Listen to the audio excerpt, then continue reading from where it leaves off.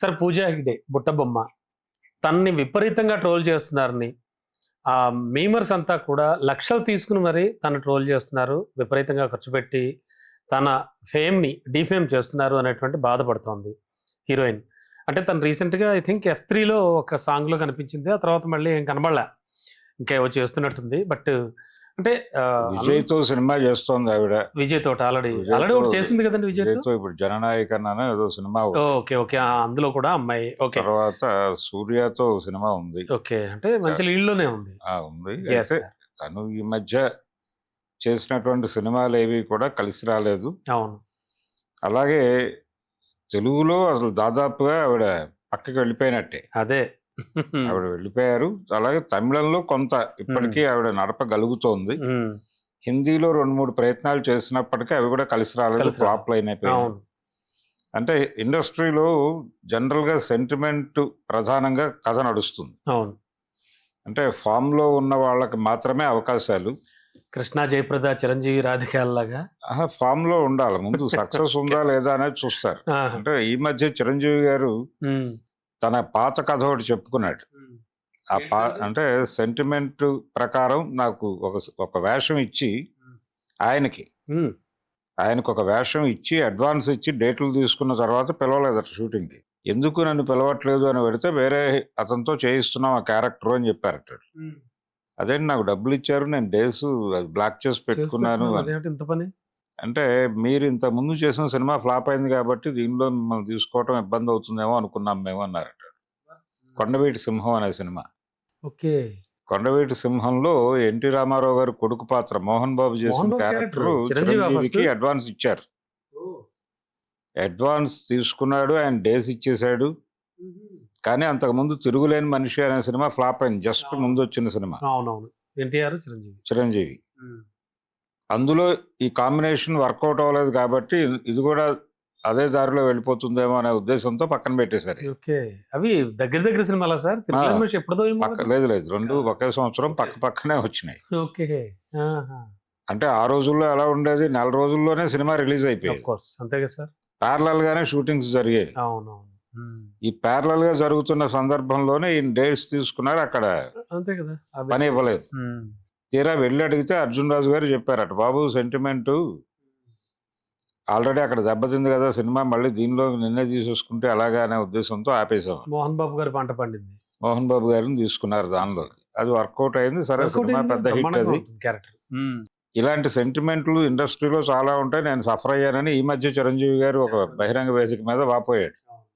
కాబట్టి ఎవరి విషయంలోనైనా ఇదే పరిస్థితి. ఆవిడకి ఆచార్య అనేటువంటి సినిమా చేదు అనుభవాన్ని ఇచ్చింది. దాంతోపాటు ఇంకొక 2-3 సినిమాలు నడవలేదు. దాంతో దాదాపు ఇండస్ట్రీ ఆవిడని మర్చిపోతున్నటువంటి సందర్భం టాలీవుడ్కు సంబంధించి. ఇప్పుడు ఆవిడ తన మీద ట్రోల్ చేస్తున్నారు అని మాట్లాడటం మొదలుపెట్టారు. ఈ ట్రోల్ చేయటం అనేది కేవలం ఆవిడకు సంబంధించిన వ్యవహారం మాత్రమే కాదు, ఆవిడ ట్రోల్ కల్చర్ మీద కొంచెం విస్తృతంగా అధ్యయనం చేయాల్సిన అవసరం ఉంది. అంటే ఏమాత్రము స్టడీ చేయకుండా గబుక్కుని మాట్లాడేసింది ఆవిడ. అంటే తనొక్క దాని మీదే కాదు, ఇంకా ట్రోలింగ్ అనేది అందరి మీద జరుగుతుంది. ప్రపంచంలో ప్రస్తుతం జరుగుతోంది. అంటే ప్రతి ఒక్కరికి ట్రోల్ సైన్యం ఉంది. వాళ్ళ ప్రోగ్రామే అది. అలాగే తనని మీమ్స్ కింద వాడుతున్నారు అని చెప్పింది ఆవిడ. మీమ్స్ కింద ఎవరిని వాడటం లేదు, సెలబ్రిటీస్ని. బ్రహ్మానందం గారిని ఎంత దారుణంగా వాడుతున్నారు, ఎవరితో మొరపెట్టుకోవాలో తెలియట్లేదు అని చెప్పి ఆయన ఈ మధ్య ఒక బహిరంగ వేదిక మీదే వాపోయాడు. అరాచకం అండి బ్రహ్మానందం, ఆయన ట్రోలింగ్స్ అయితే మాత్రం. అవును. కాబట్టి ప్రస్తుతం ట్రోల్ కల్చర్ అనేది జరుగుతోంది. ప్రతి రాజకీయ పార్టీకి ట్రోల్ సైన్యం ఉంది. బ్రాండ్ చేసి పక్కకి గంటండి అనే నినాదం నడుస్తోంది ఇప్పుడు. ఈ బ్రాండ్ చేయటానికి లక్షలు కోట్లు ఖర్చు పెడుతున్నారు. లక్షలు అంది ఆవిడ, కోట్లు ఖర్చు పెడుతున్నారు. డబ్బులు పేమెంట్స్ ఉంటున్నాయి దీనికి. చాలా మంది ఈ కార్యక్రమంలోకి వస్తున్నారు. సోషల్ మీడియాలో అంటే ఇంటర్నెట్లో రాంగ్ ఇన్ఫర్మేషన్ నింపటం కోసమే, తప్పుడు సమాచారం నింపటం కోసం వేతనాలు తీసుకుని పనిచేస్తున్న ఉద్యోగులు కోట్లాది మంది ఉన్నారు. అవును. ఇప్పుడు ఆవిడ బాధపడింది కూడా అదే కదా, పూజా హెగ్డే అంటుంది కూడా అదే. ఇవి నింపటం కోసం ఉద్యోగులు ఉన్నారు, వాళ్ళు ఆ ప్రోగ్రాంలో ఉన్నారు. అంటే ఎవరికి ఎంత యూస్ఫుల్ అంటారు ఈవెంట్ అంతలా చేయడం? ఇప్పుడు మీరు చెప్పినట్టు మనం అనుకుంటున్నట్టు తెలుగులో అంత టాప్ హీరోయిన్ అయితే కాదు రైట్ నౌ. లేదు ఆవిడ గొడవ ఏంటంటే నన్ను మీమ్స్ చేస్తున్నారు అనేది గొడవ. ఆవిడ మీమ్స్ చేస్తారు, ఎవరు కొంచెం ఎక్స్ప్రెసివ్గా కనిపిస్తాయి. ఆవిడ ఇప్పుడు తనని చూసి తను ఆనందపడాలి. నన్ను మీమ్స్గా వాడుతున్నారు, అది పబ్లిసిటీ.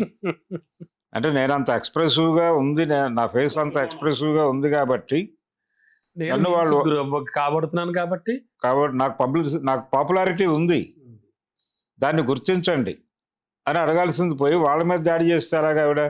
అంతే అంటారు. రెండోది ఆవిడ పిఆర్ టీం ఉంది, వాళ్ళు కూడా కాన్షియస్గా గమనిస్తున్నారు, ఇదంతా అవును గమనిస్తున్నారు. ఆ విషయం కూడా ప్రస్తావించారు ఆవిడ. ప్రతి ఒక్కరికి ఉంది, ప్రతి ఒక్కరికి పిఆర్ టీం ఉంది, ఎవరి ప్రయత్నాలు వాళ్ళు చేస్తున్నారు. వాళ్ళు కూడా వాళ్ళ ఆపోజిట్ ఎవరైతే ఉంటారో వాళ్ళ మీద వీళ్ళు కూడా దాడులు చేస్తున్నటువంటి సందర్భాలు కూడా ఉన్నాయి. అందుకని ఇది మనం ట్రోల్ కల్చర్లో ఉన్నాం భాగంగా. దాన్ని ఎంజాయ్ చేయాలంటారు మీరు? డెఫినెట్గా యుద్ధం చేయగలిగితే యుద్ధం చేయాలి, లేకపోతే ఎంజాయ్ చేయాలి, అంతకుమించి మార్గం లేదు కదా సార్. ఈ మేమర్స్ తోటి ఎవడో ఎప్పుడు ఎక్కడి నుంచి ఎలా పెడతాడో తెలియదు. ఈ మధ్య కాలంలో తెలుగులో లైలా అనేటువంటి ఒక సినిమా వచ్చింది. అవును.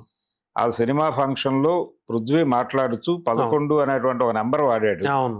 గొర్రెలు 11 అనేటువంటి ఒక కాంబినేషన్ పదం వాడాడు ఆయన. మొదలైంది. వాడగానే వాళ్ళు బాయ్కాట్ లైలా అనే ఒక హ్యాష్ ట్యాగ్ క్రియేట్ చేసి రంగంలోకి దిగారు. ట్రోల్ సైన్యం ఆఫ్ వైసీపీ. అవును. తట్టుకోలేక చేతులైతే దండం పెట్టారు కదా వీళ్ళు, మా సినిమాని టార్గెట్ చేయకండి, కావాలంటే అతన్ని టార్గెట్ చేసుకోండి మీరు. దానికి తోడు వీళ్ళ బ్యాడ్ లక్. ఆ సినిమా కూడా విషయం లేని సినిమా, అది అలాగే వెళ్ళిపోయింది. నిజానికి కొంత బజ్ క్రియేట్ చేయగలిగారు వాళ్ళు. నిజంగా ఏమాత్రం సినిమా బాగున్నా ఆ మధ్య పవన్ కళ్యాణ్ బ్రో సినిమా వచ్చింది. అవును. ఆ బ్రోలో అంబటి రాంబాబు క్యారెక్టర్ ని కొంత రెడిక్యూల్ చేశారు అనేది జరిగింది, ట్రోల్ జరిగింది. దానికి ఆయన రోజు ఒక ప్రెస్ మీట్ పెట్టి తిట్టాడు పృథ్వీని. ఆయన కొంత బజ్ క్రియేట్ చేసే ప్రయత్నం చేసినా కంటెంట్ లేక సినిమా నిలబడలేదు థియేటర్లో. అటువంటి కండిషన్లో ఉన్నాం మనం. అంటే మరక మంచిదే అనే పద్ధతిలో ట్రోల్ని కూడా పాజిటివ్గా స్వీకరిస్తున్న వాళ్ళు ఉన్నారు. అలా స్వీకరించగలిగితే పూజ హెగ్డే పిఆర్ టీం ఈ విషయాన్ని గ్రహించి ఆవిడకి చెప్తే బాగుంటుంది. ఇప్పుడు ఆ సినిమా, ఇప్పుడు కన్నప్ప సినిమా గురించి మొన్న రఘుబాబు మాట్లాడుతూ ఈ సినిమా గురించి ఎవరైనా ట్రోల్ చేస్తే వాళ్ళు శివుడు శాపానికి గురవుతారని బెదిరించాడు ఆయన సెంటిమెంటల్గా. మరి అవుతారా? శివుడు శాపం గురించి ఆగే పరిస్థితిలో ఉన్నారా ట్రోలర్స్? దాన్ని కూడా మీమ్స్ చేస్తున్నారు. ఇప్పుడు రఘుబాబు మాట్లాడిన దాన్ని మీమ్స్ చేసి గొడవ చేస్తున్నారు జనాలు. కాబట్టి ట్రోల్ కల్చర్లో మనం బతుకుతున్నాము అనేటువంటి వాస్తవాన్ని యాక్సెప్ట్ చేసి అడ్మిట్ చేసి చేస్తే యుద్ధం చేయాలి, లేదంటే కనుక కామ్గా ఉండాలనే పరిస్థితిలోకి రావాలి. ఈ విషయాన్ని వారి టీము ఆమె గ్రహిస్తే మంచిది, అంతకు మించి వేరేం లేదు. ఇప్పుడు ప్రస్తుతం ఆవిడ తమిళ్లో 2 సినిమాలు చేస్తున్నారు. పర్వాలేదు, బానే ఉంది. మేబీ అంటే ఆయన చివరి సినిమా, విజయ్ చివరి సినిమా అని చెప్తున్నారు దాన్ని. అంటే ప్రస్తుతం రాజకీయాల్లోకి యాక్టివ్గా వెళ్తున్న సందర్భంలో చివరి సినిమా. అక్కడ ఏదైనా ఎదురు దెబ్బ తగిలితే మళ్ళీ సినిమాలు చేయొచ్చు. అంతే కదా. అంటే రామారావు గారు నా దేశం చివరి సినిమా అని చెప్పాడు ఆ రోజున, కానీ చాలా చేశాడు. కానీ ఆ తర్వాత 4-5-6 సినిమాలు చేశాడు. అది విశ్వామిత్ర కావచ్చు, లేకపోతే సామ్రాట్ అశోక కావచ్చు, శ్రీనాథ్ కవిసార్వభౌమ కావచ్చు, మేజర్ చంద్రకాంత్, ఇవన్నీ చేశాడు కదా. పవన్ కళ్యాణ్ కూడా అంతేగా. పవన్ కళ్యాణ్ పరిస్థితి అదే. కాబట్టి ఇది చివరి సినిమా అనుకోవడానికి లేదు, కానీ ప్రస్తుతానికి ఆయన ఈ కెరియర్ నుంచి ఇంకో కెరియర్లోకి వెడుతున్న సందర్భంలో చివరి సినిమా, దాని మీద కొంత బజ్ ఉంది. అదన్నా ఈవిడికి కెరియర్కి ఉపయోగపడవచ్చు. Thank you sir. Thank you.